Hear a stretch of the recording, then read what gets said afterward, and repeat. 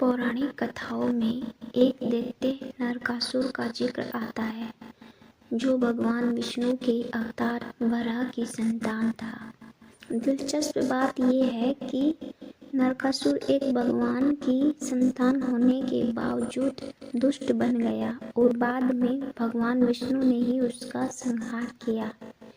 ये सब कैसे हुआ, क्यों हुआ, चलिए जानते हैं इससे जुड़ी कथा। पौराणिक कथाओं में कुछ कथाएं न केवल दिलचस्प होती हैं बल्कि उनमें संदेश भी छिपा होता है। उन कहानियों से पता चलता है कि आप किसी भी संतान हो, कितने भी शक्तिशाली हो, भगवान आप में अच्छे और बुरे को लेकर ही भेद करते हैं, बाकी किसी अन्य चीज को लेकर नहीं। तभी तो कई किस्सों में सुनने को मिल जाता है कि बुराई के मार्ग पर चलने के कारण भगवान ने अपने पुत्र या पुत्री का संहार कर दिया। उन्हीं किस्सों में से एक किस्सा है नरकासुर दैत्य का, जो विष्णु और भूदेवी का पुत्र था। उसके पिता विष्णु और माता भूदेवी ने ही कृष्ण और सत्यभामा के रूप में उसका संहार किया था। नरकासुर वराह अवतार भगवान विष्णु का तीसरा अवतार और देवी भूमि पृथ्वी का पुत्र था।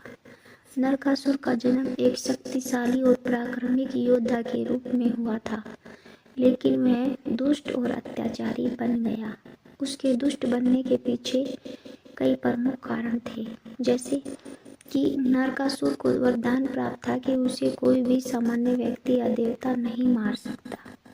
इस वरदान ने उसे शक्तिशाली और अभिमानी बना दिया।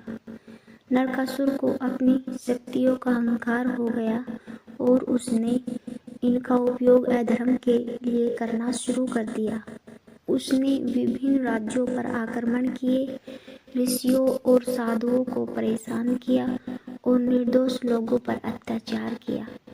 अपनी दुष्टता की सीमा पार करते हुए नरकासुर ने 16,000 से अधिक राजकुमारियों का अपहरण कर लिया और उन्हें बंदी बनाकर अपने महल में रखा। नरकासुर ने अपनी शक्ति का इतना दुरुपयोग किया कि उसने देवताओं को चुनौती दी और उनका अपमान किया। उसने इंद्रलोक पर आक्रमण कर देवताओं की संपत्ति चुराई, जिसमें देवी अदिति के कुंडल भी शामिल थे। नरकासुर के अत्याचारों से पृथ्वी और स्वर्ग लोक त्रस्त हो गए। तब भगवान कृष्ण और उनकी पत्नी सत्यभामा ने नरकासुर का वध किया। पौराणिक कथाओं के अनुसार नरकासुर का वध सत्यभामा ने किया था, क्योंकि नरकासुर को वरदान था कि केवल स्त्री ही उसे मार सकती थी। इसलिए भगवान श्री कृष्ण ने अपनी पत्नी सत्यभामा को सारथी बनाया तथा उन्हीं की सहायता से नरकासुर का वध किया। नरकासुर के वध के दिन को नरक चतुर्थी के रूप में मनाया जाता है, जो दीपावली के त्योहार का हिस्सा है। यह दिन अधर्म पर धर्म की विजय और पाप के नाश का प्रतीक है।